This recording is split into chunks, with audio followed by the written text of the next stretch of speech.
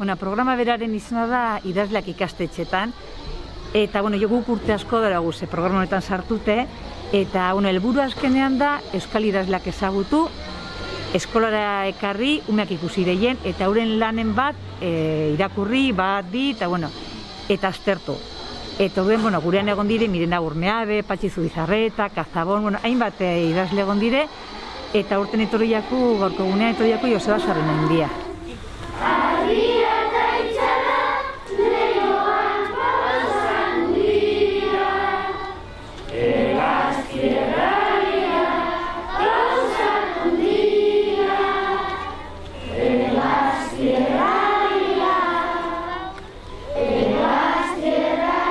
Planetik, pasarte batzuk hartu duguz, eta umeak indori hausnarketatxo bat pasarte horien ganean, eta bere ipuinen liburua atara dagoena, Kristurarena, landu indogu, konta indotzugu meieta, eta gaurko egunean etorri da danagaz, eta indabidez bere letra batzuk eta musikatu indire, eta musikatuak izan din horiek indabidez kanta umeantzako.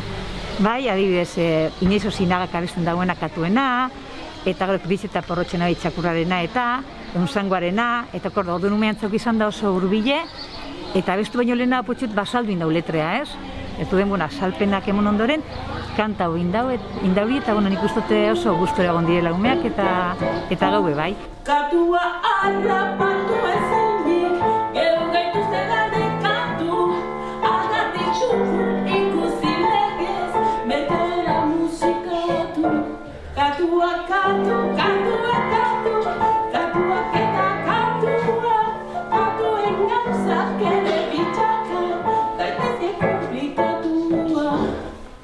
Alertzela katua, nazkatu, komplikatu, eta madarikatua, bitxakatu. Baina programaren helburu da azkenean, gure euskal kultura zabaltzea, idazleak ezagutzea, eta literaturan murgiltzea, eta irakurtzaletasuna bultzatzea, ez? Eta urtero idazle bat etorten da, eta urten Joseba tokaude etortea, eta posik urtero legez posik hauz.